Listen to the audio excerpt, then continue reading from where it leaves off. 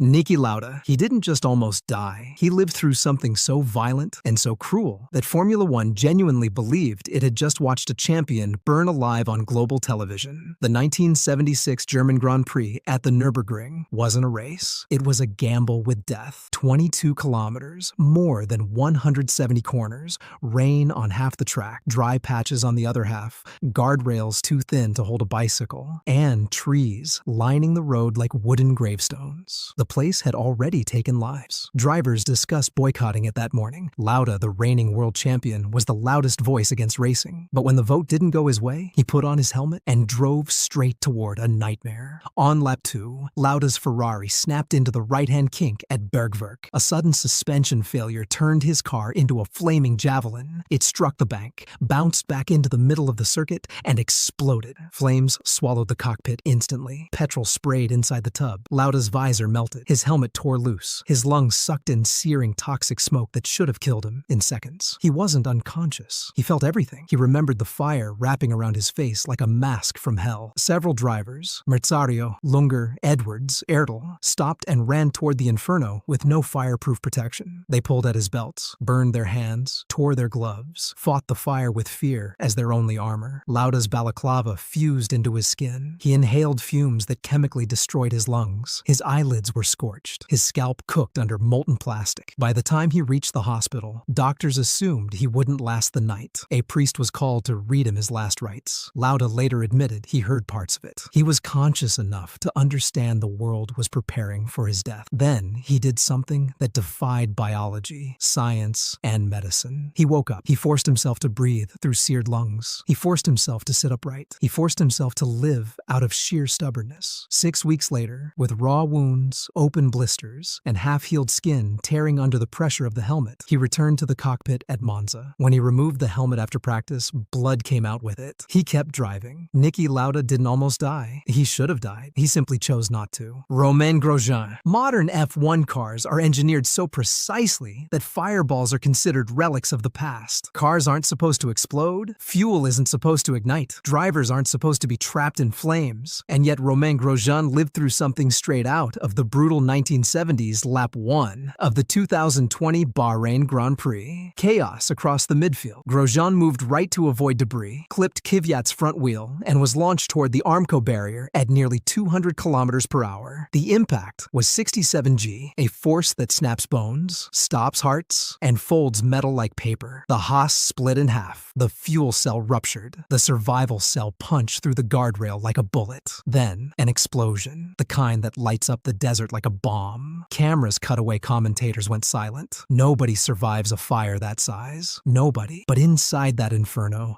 Grosjean was alive, burning, trapped, pinned under twisted metal. His gloves began to melt. The fireproof layers start to carbonize at 800 degrees Celsius. This was hotter. He tried to escape once. The fire pushed him back. He tried again. Heat blinded him. He told himself, "I will not die here." On the third attempt, with flames swallowing the cockpit, Grosjean forced his body through a gap in the burning metal, like an animal clawing out of a trap. His visor fogged, his breath running out, his hands burning through the gloves. But he kept going. When his head emerged from the fire, the medical car team nearly froze in disbelief. Dr. Ian Roberts sprinted toward him as flame gusts licked the track. Grosjean leaped over the barrier barefoot. His racing boots had melted and collapsed into their arms. His heartbeat was stable. He was conscious. 28 seconds. That's how long he was inside the fire. 28 seconds that should have killed him 10 times over. Yet Grosjean walked away, scarred but alive. The last time Formula One saw a fireball like that, it ended in tragedy. Grosjean rewrote the ending. Robert Kubica. His 2007 Canadian Grand Prix crash isn't just one of the worst impacts in modern Formula One. It's one of the most baffling survivals in motorsport history. Not because of the flames, not because of the spin, because the numbers simply don't make sense. Lap 27. Kubica tried to pass Jarno Trulli's Toyota on the inside approaching the hairpin. He clipped the grass while traveling 230 kilometers per hour, hit a concrete wall with the right-hand side of the car, and instantly began sliding across the circuit. The BMW Sauber didn't slide. It flew. It hit metal barriers. It ricocheted. It rolled. It tumbled like a piece of scrap metal in a tornado. By the time the car stopped, it resembled a crushed soda can. Nothing straight. Nothing intact. Nothing that looked survivable. Race control control immediately cut the broadcast. Commentators stopped speaking. Marshals ran toward the wreck, expecting a body inside, because a 75G impact at that angle is categorized as non-survivable in FIA medical documents. But there he was, alive in a survival cell that had done its job better than anyone could imagine. His pulse was normal, breathing steady. He was airlifted to hospital, not because he was dying, but because he somehow wasn't. Diagnosis: concussion, sprained ankle, no broken bones, no internal bleeding. Nothing that matched the violence of the crash. A year later, one of the greatest plot twists in F1 history. Kubica won the 2008 Canadian Grand Prix on the same track that almost killed him. Surviving is one thing. Coming back and conquering the place that tried to end you is another. Kubica did both. Mark Webber, his 2010 Valencia crash wasn't a big shunt. It was a physics violation. A moment where an F1 car stopped behaving like a car and behaved like an aircraft losing control mid-flight lap 9 of the European Grand Prix. Webber was behind Heikki Kovalainen's Lotus, a much slower car, but the Red Bull RB6 closed at a terrifying rate. Webber pulled out of the slipstream, expecting Kovalainen to brake earlier. He didn't. Webber reacted a tenth of a second too late. A small miscalculation, a small tap. But F1 does not forgive small mistakes at 300 kilometers per hour. Webber's front wing dug under the Lotus's rear tire, and the Red Bull was launched straight into the sky like a missile leaving a launch pad. The world saw a 700-kilogram car take off. Not hop, not bounce. Take off. The car went vertical, nose first, into the air, rotating backward. The bottom of the RB6 faced the sky. The onboard camera cut out the moment the world turned upside down. This wasn't a flip. It was a full airborne barrel roll at jet speed. For a terrifying second, Webber was a passenger in a tumbling machine that had left the laws of racing behind. He crashed into the advertising hoarding above the track, sending debris scattering like confetti.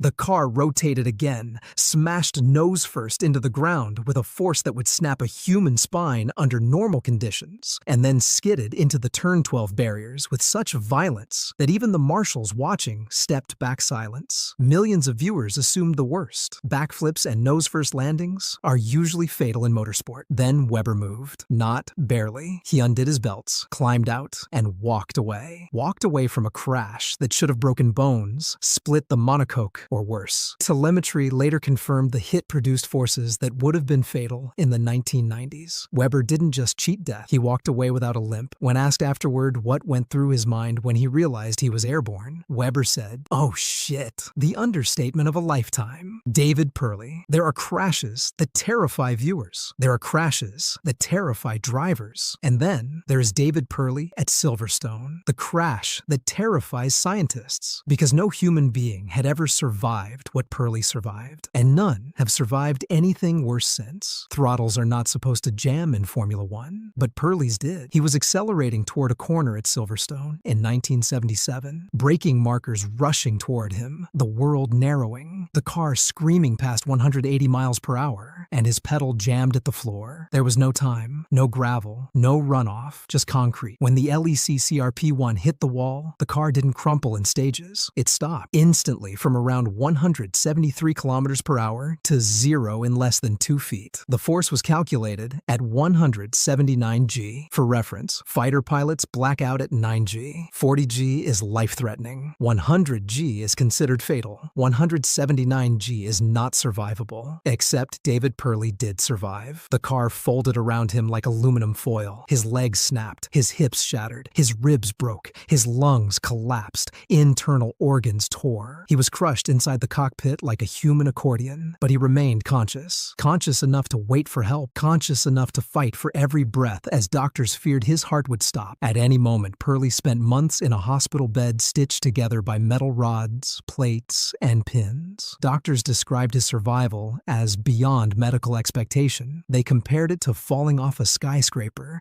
and hitting the ground feet first and living. He never returned to F1, but he lived long enough to earn respect as the toughest man to ever sit in a Formula One cockpit. He survived the most violent force a human has ever endured and lived to talk about it. Not many people in history can say that. Luciano Burti. His crash at Spa in 2001 didn't involve fire or flying cars or explosions, but it remains one of the most horrifying crashes ever shown shown on live television. Why? Because Burti wasn't just thrown into a wall, he was swallowed by it. Spa-Francorchamps is a temple of speed, but Blanchimont, the ultra-fast left-hander before the bus stop, is the corner where bravery meets stupidity. Drivers take it flat, or they crash. Burti was fighting Eddie Irvine for position in a corner you don't fight in. He went for the outside. Irvine squeezed him too late. Burti touched the grass, lost grip, and the car went straight at over 280 kilometers per hour into a tire wall built 3 rows deep, but the tires didn't bounce him off. They devoured him. The Prost AP04 pierced the tire barrier so deeply that the entire car disappeared under a cascade of rubber. On television, it looked like he had vanished. All you could see was a wall of tires jumping upward violently, then settling on top of the cockpit like a grave being filled. The impact knocked Burti unconscious instantly. He didn't brace. He didn't tense. He went limp under nearly a ton of collapsing material. Marshals didn't run to the crash. They climbed into it. They dug into the barrier by hand, pulling tires away one at a time until the cockpit became visible. Burti wasn't moving. His helmet visor was cracked from a direct hit by a tire. Blood trickled inside the helmet. When they finally pulled him out, he still had a pulse. He was breathing. He survived skull fractures, facial trauma, brain swelling, injuries that medics said were on the border of survivability. He recovered. He lived. He walked again, but he never returned to Formula One. Spa condemned faster, stronger drivers than him. Burti didn't escape unharmed, but he escaped alive, and that alone makes his survival miraculous. Martin Donnelly. Some accidents shake a team.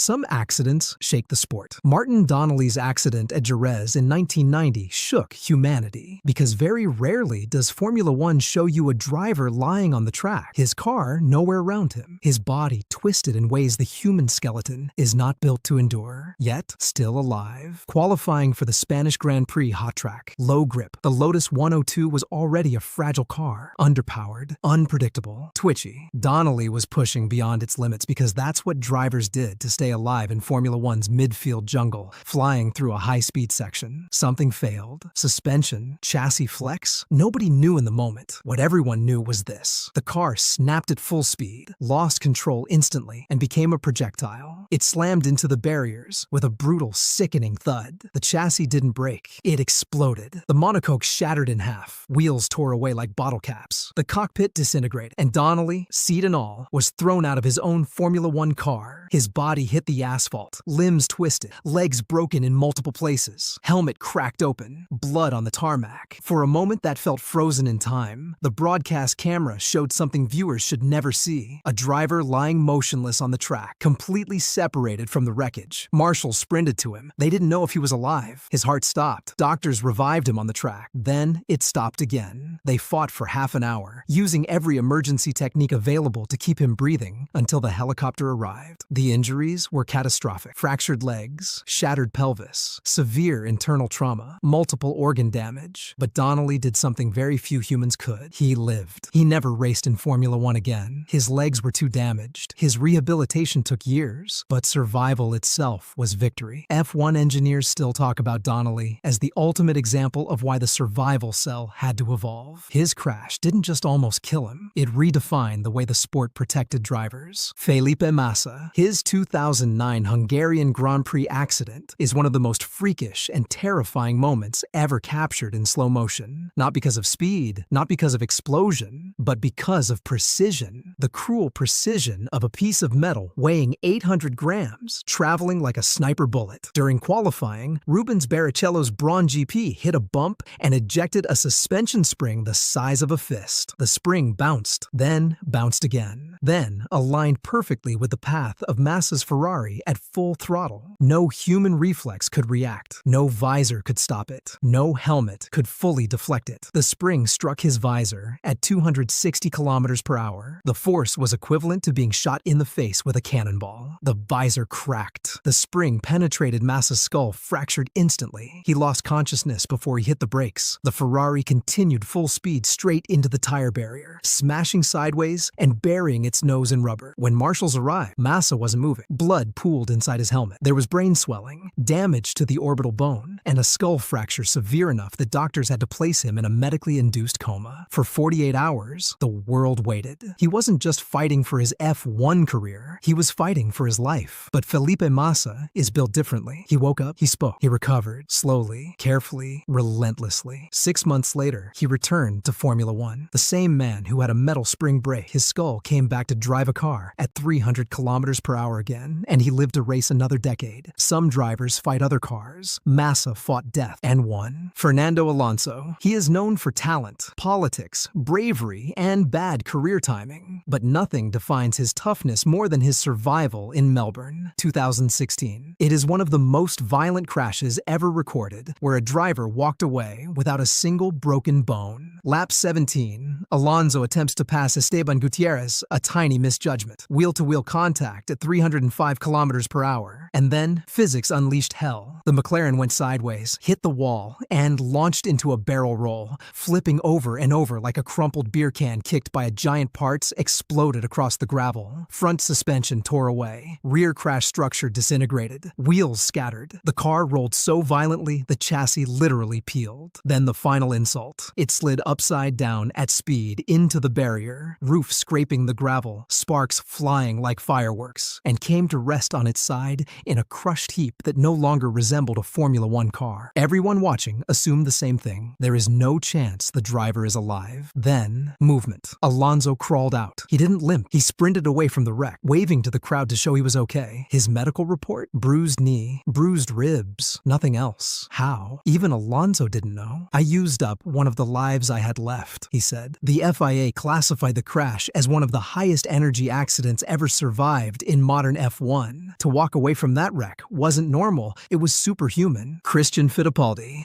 Monza is about speed, slipstream, inches between wheels, and danger that hides behind every straight. Christian Fittipaldi learned that the hard way in 1993 final lap. Crowd roaring, cars darting for position. Fittipaldi battles his Minardi teammate Pierluigi Martini, wheels almost touching at 300 kilometers per hour. Then the mistake. He clipped the rear tire of Martini's car. His Minardi didn't spin. It launched straight up like a missile, like a stunt gone wrong. The car soared vertically, flipped forward mid-air, rotated almost perfectly, and came crashing down onto all four wheels. A full front flip at 190 miles per hour. If the car had rotated a few degrees differently, the roll hoop would have collapsed. His head would have taken the impact. It would have been over instantly. Instead, miraculously, the Minardi absorbed the landing. Christian stepped out, completely unharmed. Not a bruise, not a fracture, not even a limp. Fans couldn't believe it. Even the team didn't understand how the roll structure held. Fittipaldi had survived an accident that, on paper, should have killed him. Within a second, he didn't win the race. He didn't score a podium, but he walked away from one of the most spectacular and dangerous airborne crashes ever captured in Formula One. Some drivers cheat death. Fittipaldi front flipped over it,